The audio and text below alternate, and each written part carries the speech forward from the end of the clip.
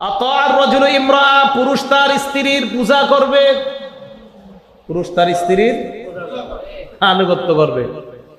স্ত্রী যা বলবে সব শুনবে, হালাল কথাও শুনবে, হারাম কথাও শুনবে। স্ত্রী বলবে 32 ইঞ্চি টেলিভিশন কিনে দাও, এটাও শুনবে। মানে যা বলবে সব শুনবে স্ত্রী। তো হুজুর মসজিদের খতিব সাহেব বলে যে দেখেন আপনি এইভাবে চলা হারাম। তো স্ত্রী স্বামীরে বুঝায়, তোমার যে 2টা ছেলে মেয়ে আছে এগুলোর কি মসজিদের ইমাম সাহেব পালে না আমি পালি? তুমি পালো, ঠিক আছে, আমার কথা না শুনলে হুজুরের কাছে দিয়ে দাও ছেলে মেয়েদের। পুরুষ তার বিবির কথায় উঠবে বসবে।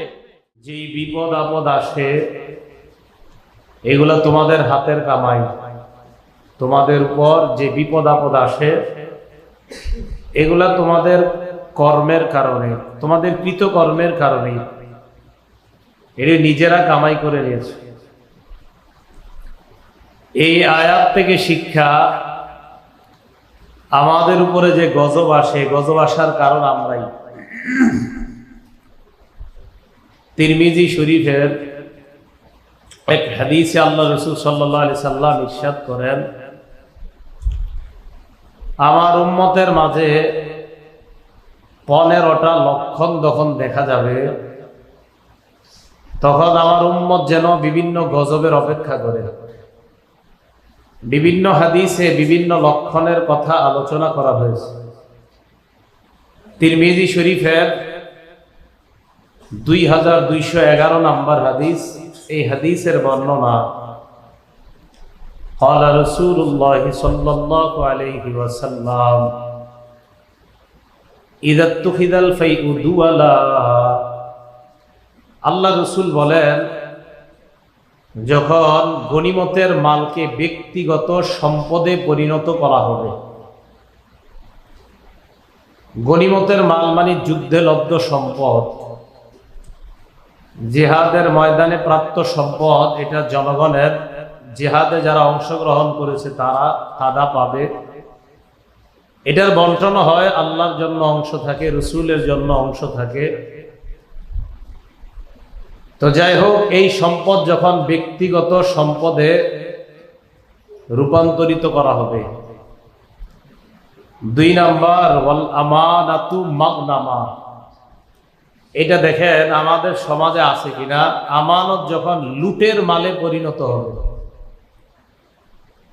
আমানত এটা লুটের মালে পরিণত হবে, এর অর্থ এই এলাকায় আমার দায়িত্বে 100 জন মানুষের জন্য সাহায্য আছে, এটা আমার কাছে আমানত। আমি এই 100 জন মানুষের কাছে এটা পৌঁছিয়ে দেওয়া, এটা হলো আমার কর্তব্য। আমি তাদের কাছে এটা না পৌঁছায়া আমার নিজের কাছে রেখে দিয়ে আমি এটাকে লুটপাট করে খাইলাম, অথবা আমি তাদেরকে কিছু দিয়ে বুঝ দিয়ে দিলাম, বাকিটা আমি রেখে দিলাম, এটাকে লুটপাট বলা হয়। ওয়াল আমানাতু মাগনামা, 2 নাম্বার, আমানত যখন লুটের মালে পরিণত হবে। এটা কি হবে না ভবিষ্যতে কি হবে না হচ্ছে? হচ্ছে। সূরা নিসার 58 নম্বর আয়াতে আল্লাহ বলেন, ইন্নাল্লাহা ইয়া'মুরুকুম আন তু'আদ্দুল আমানাতি ইলা আহলিহা, নিশ্চয় আল্লাহ তোমাদেরকে আদেশ দেয় তোমরা যেন আমানত যথাযথ ব্যক্তিদের কাছে পৌঁছিয়ে দাও, যারা আমানত পায় তাদের কাছে যেন তোমরা পৌঁছিয়ে দাও। সূরা মুমিনুনের 8 নম্বর আয়াতে আল্লাহ বলেন, কিছু মানুষের আলোচনা করছেন আল্লাহ, করার পর বলছেন তারা জান্নাতুল ফেরদাউসের উত্তরাধিকার হবে। এদের মধ্যে এক দলের নাম আল্লাহ বলেছেন, ওয়াল্লাযীনা হুম লিআমানাতিহিম ওয়া আহদিহিম রাউন, যারা আমানত এবং ওয়াদা রক্ষা করবে আল্লাহ তাদেরকেও জান্নাতুল ফেরদাউসের উত্তরাধিকার বানাবেন। সূরা আনফালের 58 নম্বর আয়াতে আল্লাহ পাক রব্বুল আলামিন বলেন, মানুষ মানুষের সাথে বিশ্বাস ভঙ্গ করা এটাও খেয়ানত বলা হয়। বিশ্বাস ভঙ্গ করাকে কোরআনে আল্লাহ খেয়ানত বলছে। সূরা আনফালের 58 নম্বর আয়াতে আল্লাহ আমাদের নবীজিকে বলতেছেন, ওয়া ইম্মা তাখাফান্না, আপনি যদি আশঙ্কা করেন, মিন কওমিন খিয়ানাতান, কোন সম্প্রদায়ের থেকে যদি আপনি খেয়ানতের আশঙ্কা করেন, বিশ্বাস ভঙ্গের আশঙ্কা করেন, ফামবিদ ইলাইহিম আলা সাওয়া, তাহলে তাদের সাথে আর চুক্তি রেখে লাভ নাই, চুক্তি বাতিল করে দিবেন। যদি কোন সম্প্রদায় বিশ্বাস ভঙ্গ করার আশঙ্কা করেন, এই বিশ্বাস ভঙ্গকে আল্লাহ কোরআনে খেয়ানত বলছে। মন দিয়ে শুনেন এই জায়গাটা। আমাদের সমাজে মানুষ মানুষের কাছ থেকে টাকা নেয়, ধার নেয়। ধার নেওয়ার পর যিনি টাকা ধার দেয় একটা বিশ্বাস করেই টাকাটা দেয়। যিনি টাকাটা নেয় ওনার ভিতরে দুইটা নিয়ত থাকে, একটা হলো আমি টাকাটা সময় মতো দিয়ে দিব, এটা হলো ভালো। আরেকটা হলো উনি টাকা কোনো মতে পাম দিয়ে নেওয়ার পর নিয়ত করে তোর টাকা আমি নিছি তো নিছি। এটা বিশ্বাস ভঙ্গ করার মধ্যে পড়ে যায়। বুখারী শরীফের 2387 নম্বর হাদিসে রাসূল আকরাম সাল্লাল্লাহু আলাইহি সাল্লাম ইরশাদ করেন, قال رسول الله صلى الله عليه وسلم من أخذ أموال الناس يريد أداءها أدى الله عنه, কোন বান্দা যদি অন্য কোন বান্দার কাছ থেকে টাকা ধার নেয়, 10 টাকা, 100 টাকা, 1000, 1 লক্ষ টাকা ঋণ নেয়, এই নিয়তে ইউরিদু আদাআহা, যিনি ঋণ নেয় তার নিয়ত আছে টাকাটা আদায় করে দিবে। নবীজি বলেন আদাল্লাহু আনহু, এই বান্দা টাকা পরিশোধ করার ব্যবস্থা আল্লাহর পক্ষ থেকে করে দিবেন।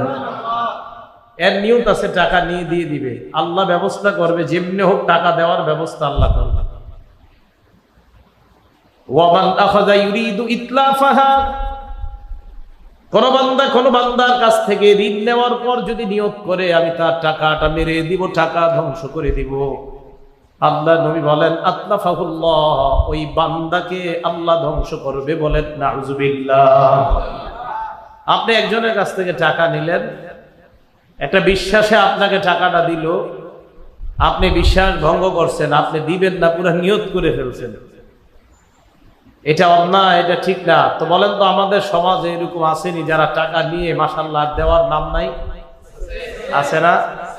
ঋণ নিয়ে আর উনি কোনোদিনও এটা দিবে না, এটা মনে করে এটা আমারই হয়ে গেছে। তো আপনার টাকা আরেকজন নিয়ে যদি মনে করে এটা তার, এটা লুটতরাজ, এটা ছিনতাই, এটা বদমাশি, এটা অন্যায়, এটা তো আপনার টাকা, এটা তো তার না। বুখারী শরীফের 2306 নম্বর হাদিসে রাসূল আকরাম সাল্লাল্লাহু আলাইহি সাল্লাম বলেন, কিছু মানুষের অবস্থা এমন, যেই মানুষগুলা টাকা আদায় করার সামর্থ্য থাকার পরেও তারা টাকা আদায় করে না। ক্বালা রাসূলুল্লাহ সাল্লাল্লাহু আলাইহি ওয়াসাল্লাম মাতলুল গনিয়্যি যুলমুন, আল্লাহ নবী বলেন ধনী মানুষ টাকা নিয়ে যদি টাকা না দেয় এটাকে জুলুম বলা হয়, অন্যায় বলা হয়। টাকা দেওয়ার ক্ষমতা আছে সব থাকার পরেও যদি ধনী মানুষ টাকা নেওয়ার পর টাকা না দেয়, তার সব কিছু দেওয়ার মতো সামর্থ্য আছে, আল্লাহ নবী বলেন এমন মানুষ যদি অন্য কোনো মানুষের ঋণ পরিশোধ না করে, আল্লাহ নবী বলেন জুলমুন, এটা জুলুম, এটা অন্যায়। টাকা দেওয়ার সামর্থ্য আছে এরপরেও দেয় না, এটা অন্যায়।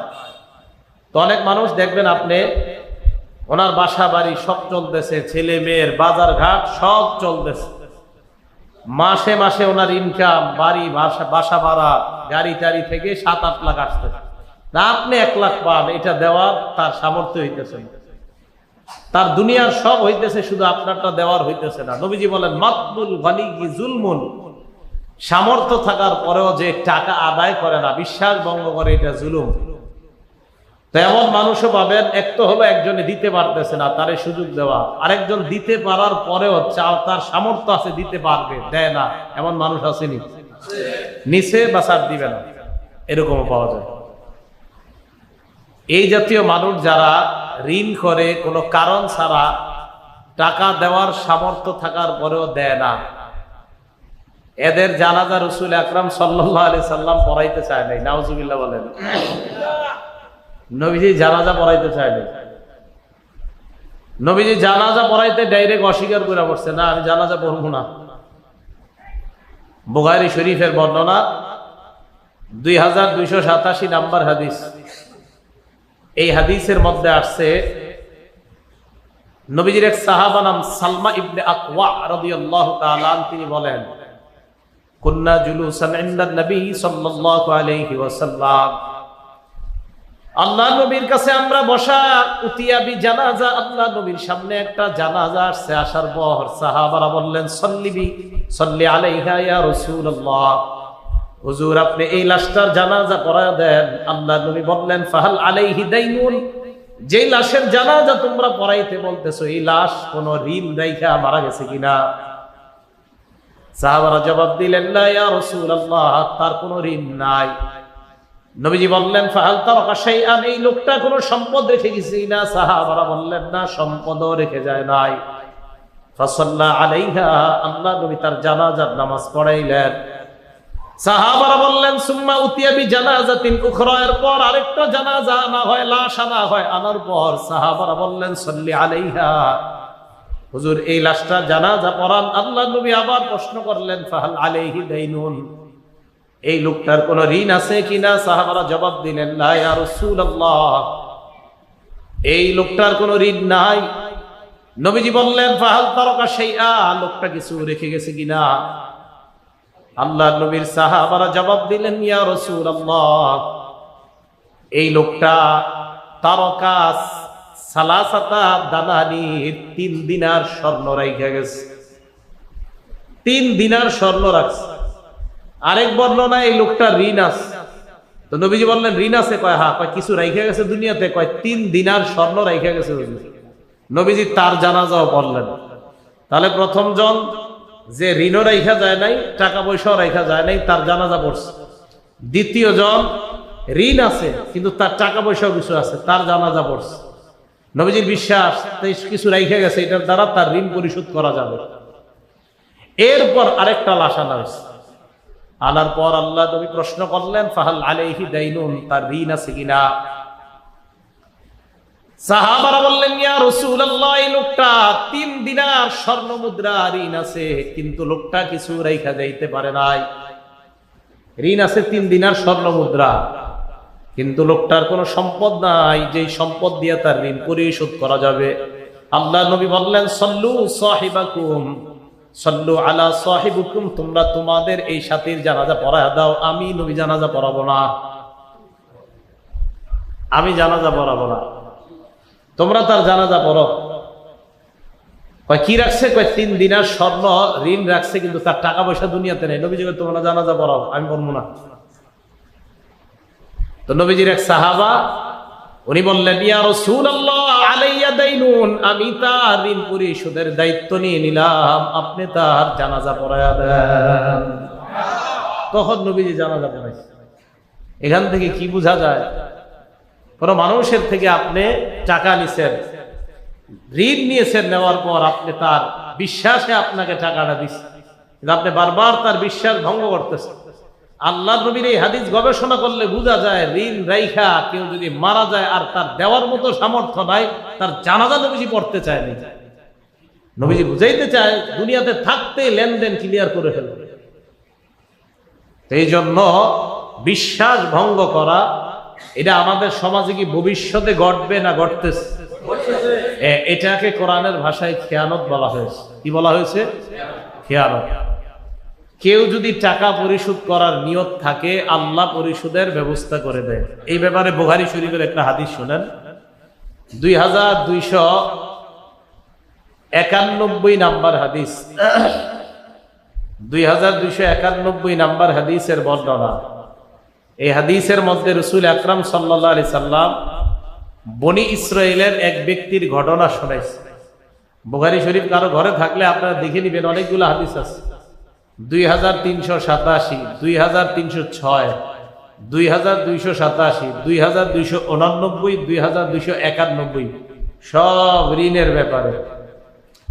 তো নবীজি সাল্লাল্লাহু আলাইহি সাল্লাম সাহাবাদের সামনে বনি ইসরাইলের এক ব্যক্তির ঘটনা উল্লেখ করলেন।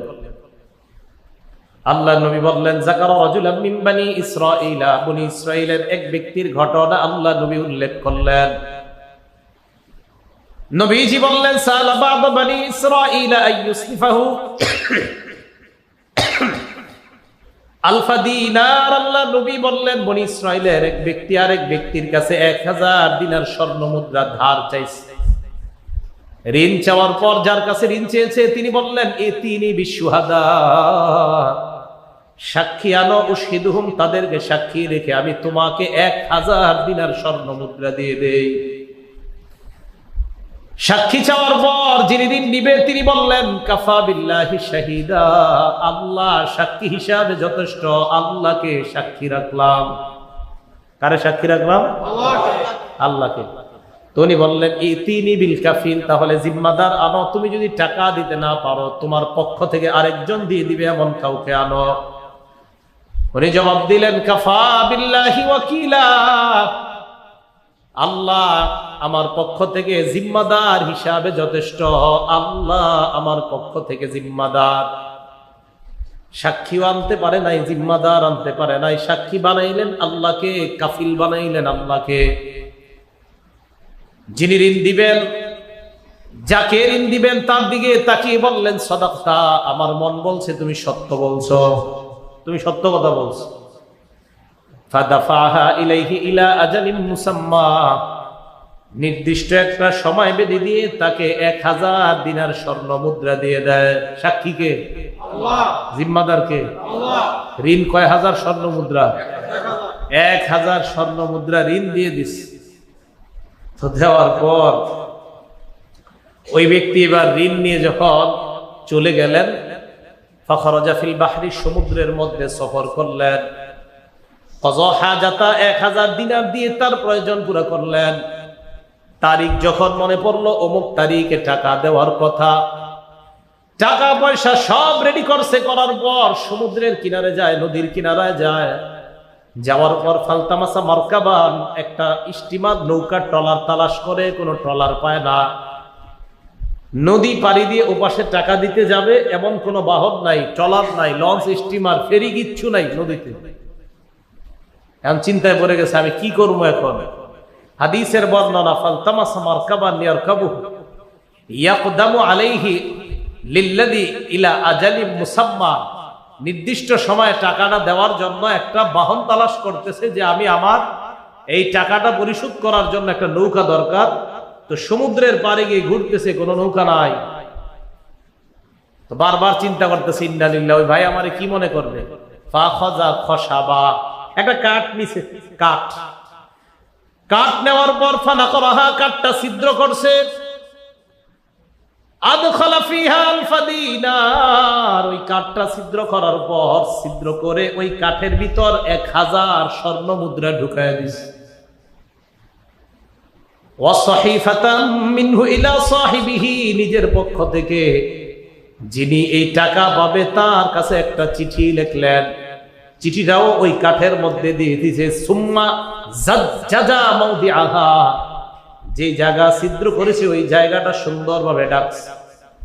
ডাকার পর সমুদ্রের কিনারায় আসছে। আসার পর আল্লাহকে ডাক দিয়ে বললেন, আল্লাহুম্মা ইন্নাকা তা'লামু আন্নী কুনতু তাসাল্লাফতু আলফা দিনারিন ফুলান, অমুকের কাছ থেকে আমি 1000 স্বর্ণ মুদ্রা চেয়েছিলাম।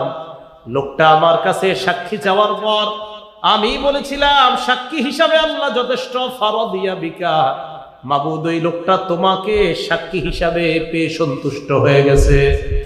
আমি বলেছিলাম কাফিল হিসাবে আল্লাহ যথেষ্ট। রাদিয়া বিকা, এই লোকটা তোমাকে কাফিল মেনে নিয়েছে। আল্লাহ, আজকে আমি যানবাহন না পাওয়ার কারণে লোকটার টাকাটা পৌঁছাইতে পারতেছি না। মাবুদ, আজকে কোনো উপায় নাই। ইন্নী আস্তাউদিউকাহা, আমি তোমার দায়িত্বে এই টাকাগুলা ছেড়ে দিলাম। রমা ফিল বাহরি, আল্লাহকে বললেন, আল্লাহ আমি সমুদ্রের মধ্যে কাঠটা ছেড়ে দিলাম, আমার ওই ভাইয়ের কাছে টাকা তুমি পৌঁছায় দেওয়ার ব্যবস্থা করে দাও। এটা বুখারী শরীফের বর্ণনা। রাসূল আকরাম সাল্লাল্লাহু আলাইহি সাল্লাম বলেন, যিনি টাকা পাবে উনি নদীর পাড়ে গিয়ে ঘুরতেছে, আমার ভাই তো টাকা নিয়ে আসবে আজকে।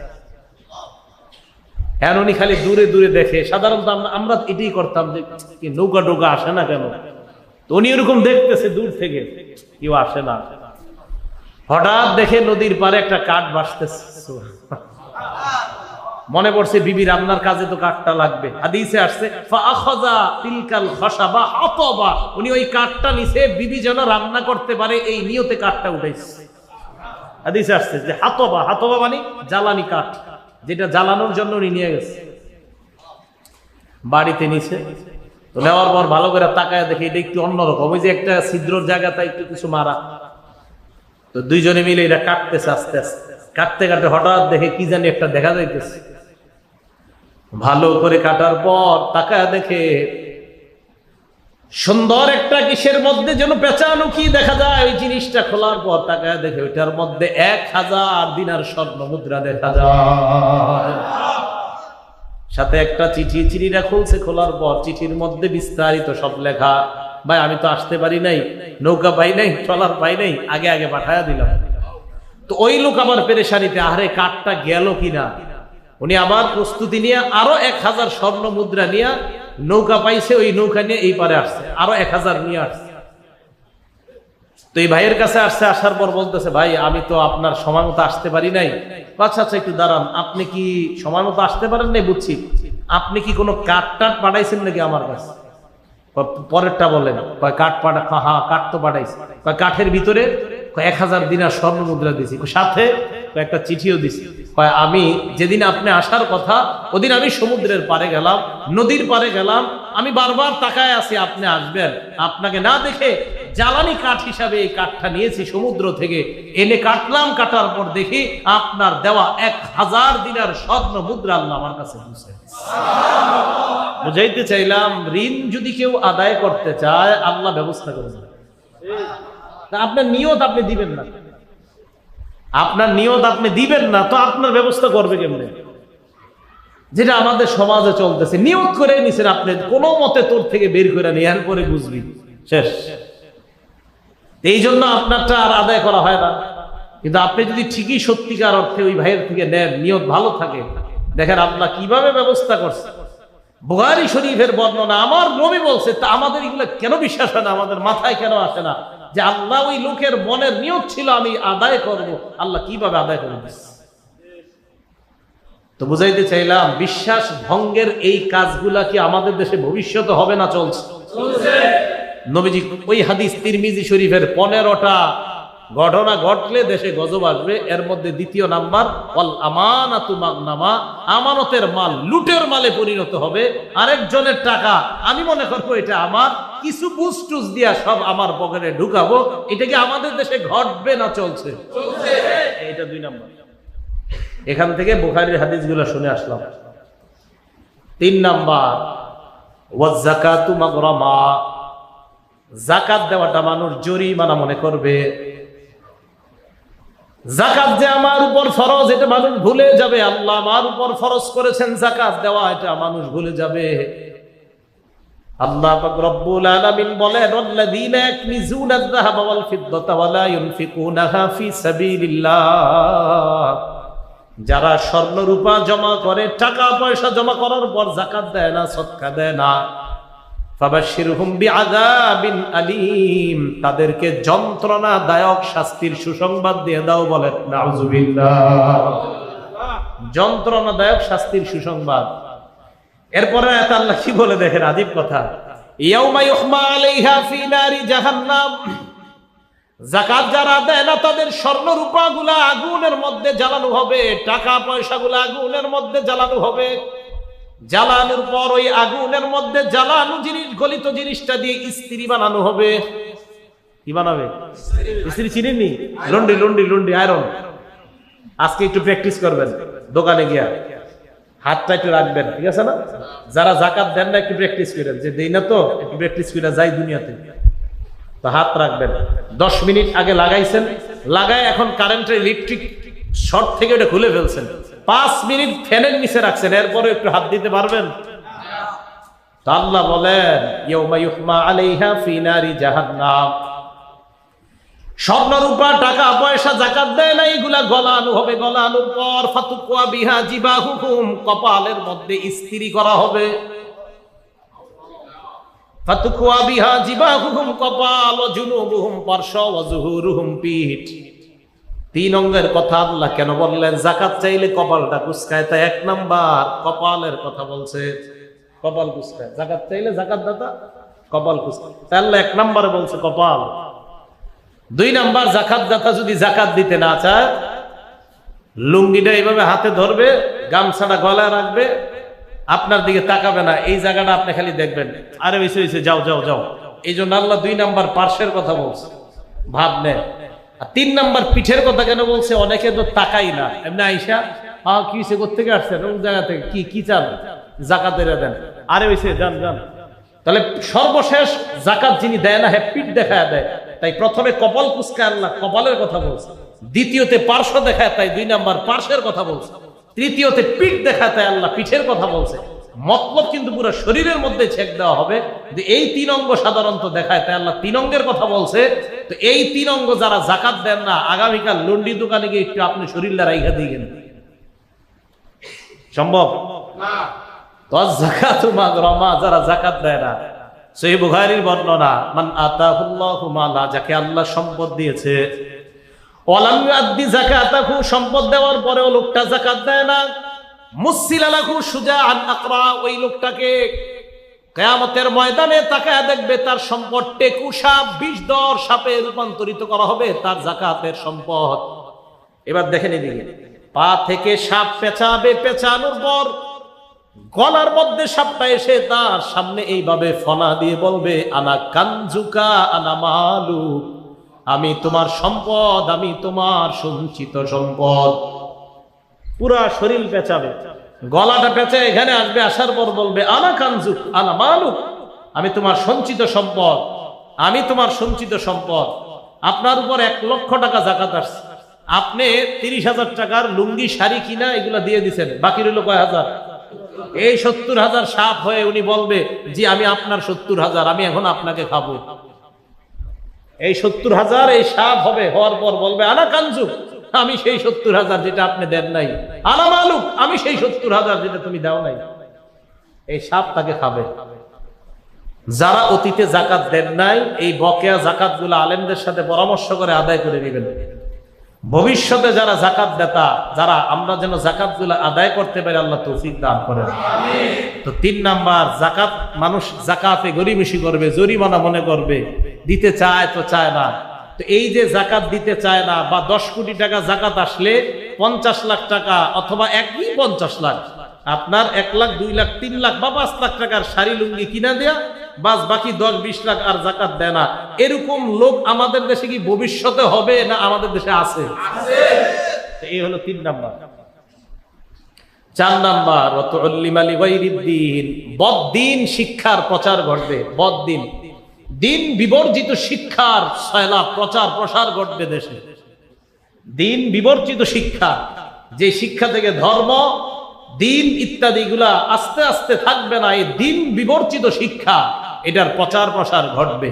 এটা হলো 4 নাম্বার। 5 নাম্বার, আতাআর রাজুলু ইমরাআ। 5 নাম্বারটার অনুবাদ করব, আসলে করব। আতাআর রাজুলু ইমরাআ, পুরুষ তার স্ত্রীর পূজা করবে, পুরুষ তার স্ত্রীর আনুগত্য করবে। স্ত্রী যা বলবে সব শুনবে, হালাল কথাও শুনবে, হারাম কথাও শুনবে। স্ত্রী বলবে 32 ইঞ্চি টেলিভিশন কিনে দাও, এটাও শুনবে, মানে যা বলবে সব শুনবে স্ত্রী। তো হুজুর মসজিদের খতিব সাহেব বলে যে দেখেন আপনি এইভাবে চলা হারাম। তো স্ত্রী স্বামীরে বুঝায়, তোমার যে 2টা ছেলে মেয়ে আছে, এগুলোর কি মসজিদের ইমাম সাহেব পালে না আমি পালি? তুমি পালো, ঠিক আছে, আমার কথা না শুনলে হুজুরের কাছে দিয়ে দাও ছেলে মেয়েদের। আতাআর রাজুলু ইমরাআ। 5 নাম্বার, পুরুষ তার বিবির কথায় উঠবে বসবে। 6 নাম্বার, আক্কা উম্মাহু, মায়ের নাফরমানি করবে। 5 নাম্বার, স্ত্রীর কথায় উঠা বসা করবে। 6 নাম্বার, মায়ের নাফরমানি করবে, মায়ের কথা শুনবে না। 7 নাম্বার, আদনা সদিকহু, বন্ধুদেরকে আপন বানাবে। 8 নাম্বার, আকসা আবা, বাবাকে দূরে ঠেলে দিবে। বন্ধুকে আপন বানাবে, বাবাকে দূরে ঠেলে দিবে। এই জন্য আপনারা বাবারাও দায়ী। কেন দায়ী? ছোটবেলা মোবাইল একটা ছেলের হাতে ধরায় দিয়েছেন, ছোটবেলা গেমস খেলার জন্য তার হাতে ইলেকট্রনিক মিডিয়ার একটা মোবাইল ধরায় দিয়েছেন, অথবা একটা ট্যাব দিয়ে দিয়েছেন শখে ছেলেটার হাতে। এটা ছোটবেলা থেকেই বাস এটার সাথে নেশায় নেশায় বড় হয়েছে। স্কুলে 4-5 পড়তে পড়তেই তার মোবাইলের প্রয়োজন হয়ে যায়। এখন দেখবেন দেশ গ্রামে আগে ছেলেরা যখন বিকালে আসরের নামাজের পর দল বেঁধে ক্রিকেট ফুটবল খেলতো, এখন দেখবেন 11-12 জন একসাথে মিলে বসে মোবাইল চালায়। এটার কারণ আপনি কেন ছোটবেলায় জন্মের পর থেকে এটারে মোবাইলের সামনে দিয়ে দিয়েছেন? স্ত্রী রান্না করে ছেলেটারে টেলিভিশন সাইডে ওনায় বসাই দিছে, কেন? ছেলে কান্দে, তাই এই জায়গায় টেলিভিশনের সামনে দিয়ে দিচ্ছে। এই জন্য দায়ী আপনি মা বাবা। বড় হওয়ার পর এই ছেলে এই মোবাইলের নেশায় আসক্ত হয়ে এখন বন্ধুদের পাল্লায় পড়ে। তার বুঝ আইসা গেছে এটা না, আমার আব্বা তো আমার শত্রু, কারণ আব্বা বাসায় গেলে খালি এটা কয় সেটা কয়, আর থুর মজা লাগে না আব্বার কথা। বন্ধুদেরকে আপন বানাবে, বাবাকে দূরে ঠেলে দিবে। এটাকে আমাদের দেশে ঘটবে ভবিষ্যতে নবীর কথা না ঘটতেছে? 7 নাম্বার বন্ধুকে আপন বানাবে, 8 নাম্বার বাবাকে দূরে ঠেলে দিবে। 5 নাম্বারটা মনে আছে? বিবির কথায় উঠা বসা করবে।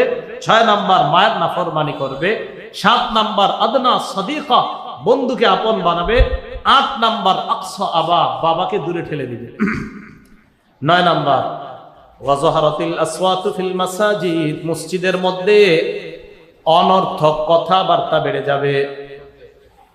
ইমাম সাহেব 1 মিনিট দেরি করতে আসলে একজন কয় ঘটনা কি হুজুর কই, এই বলতে বলতে পুরো মসজিদ আওয়াজ। আর কি আর এই উনি প্রত্যেকে এমন করে সব সময় উনি আইতে খালি দেরি করে, অথচ আপনার এই মনে করেন মাসে 1 দিন হইছে বা 2 দিন, আরে হুজুরে প্রায় সময় এমন করে। এই লোকটাই আবার দেখবেন সিনেমা হলে যখন গিয়ে লাইনে দাঁড়ায় 3-4 ঘন্টা লাইনে দাঁড়ায় থাকবে, এই বেহা আর নির্লজ্জ লোকটা দেখবেন। এইখানে আর যত 1 মিনিটের সমস্যা। মসজিদের মধ্যে অনর্থক আওয়াজ বেড়ে যাবে। 9 নাম্বার নামাজের আগে দেখবেন বৈশা থাকবে 10-12 জন, 5 জন মুরব্বী, 2 জন, 1 জন, কি খবর, কি তোমার ছোট মেয়েটার বিয়ে নাকি হয়েছে? আরে ভাই মসজিদে আপনি এটা বলার দরকার কি? হ্যাঁ, তো উনি হ্যাঁ তো কি ছেলে কি করে না করে, শুরু হয়ে গেল। 2 জনের মাঝে 5-7 জন জমা হয়ে গেছে কথাবার্তা। তো আমি জানি না আপনাদের সমাজে এইগুলা কি ঘটবে না ঘটতেছে, আমি জানি না। তো নবীজি বলছে এটা 9 নাম্বার, ওয়াজহারাতিল আসওয়াতু ফিল মাসাজিদ, মসজিদে আওয়াজ বাড়বে, অনর্থক নয়। 10 নাম্বার ওয়াসাদাল কবিলাতা ফাসিকুহুম, গোত্রের নেতা হবে সমাজের সবচেয়ে পাপাচার ব্যক্তি।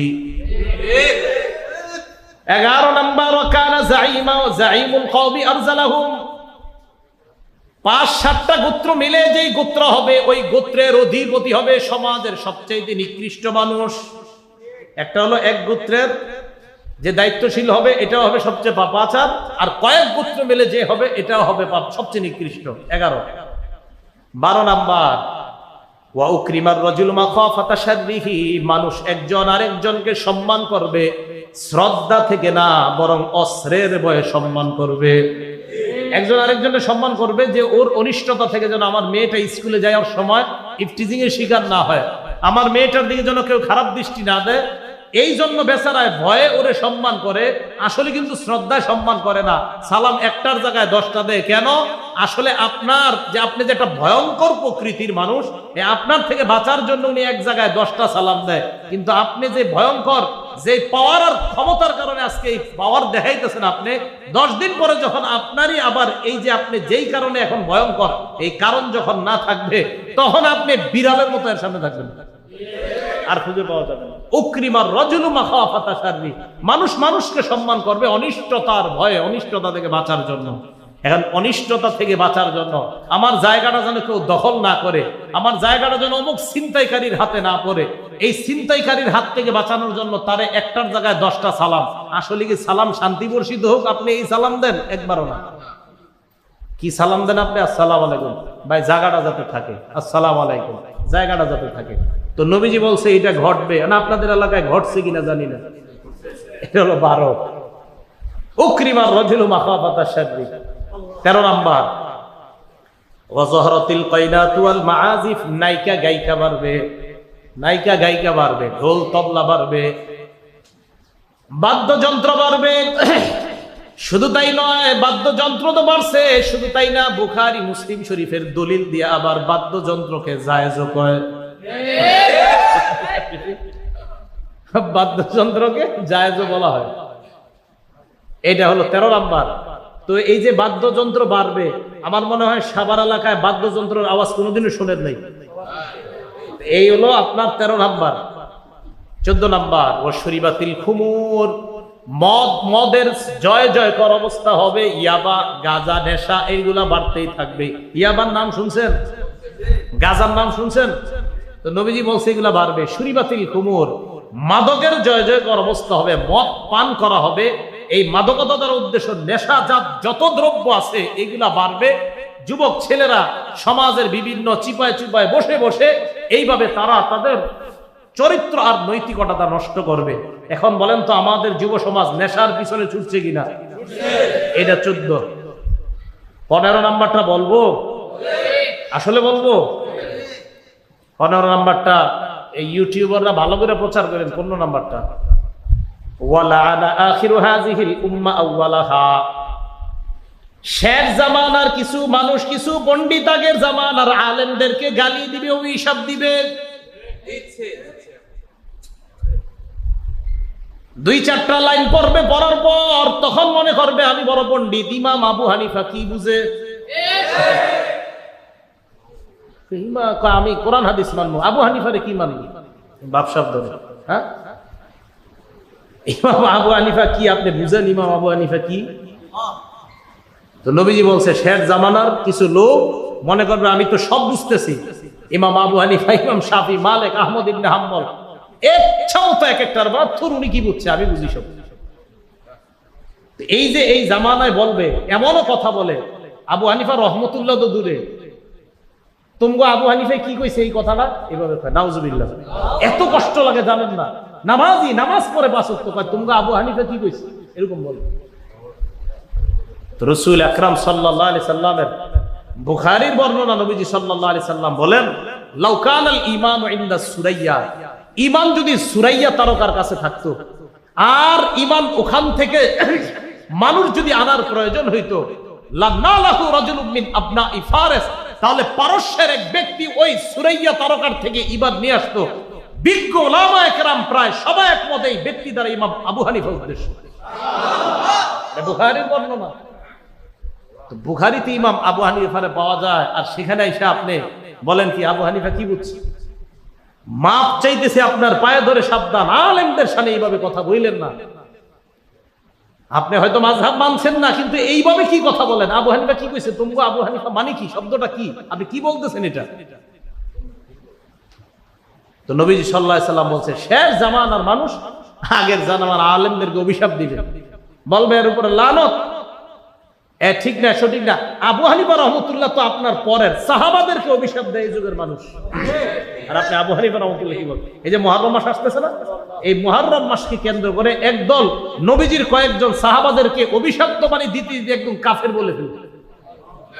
আবু বকর আর ওমর রাদিয়াল্লাহু তাআলা আনহুর ব্যাপারে এমন কঠিন মন্তব্য আর খারাপ ভাষা ব্যবহার করে যেগুলো বলার মতো না মসজিদের মধ্যে।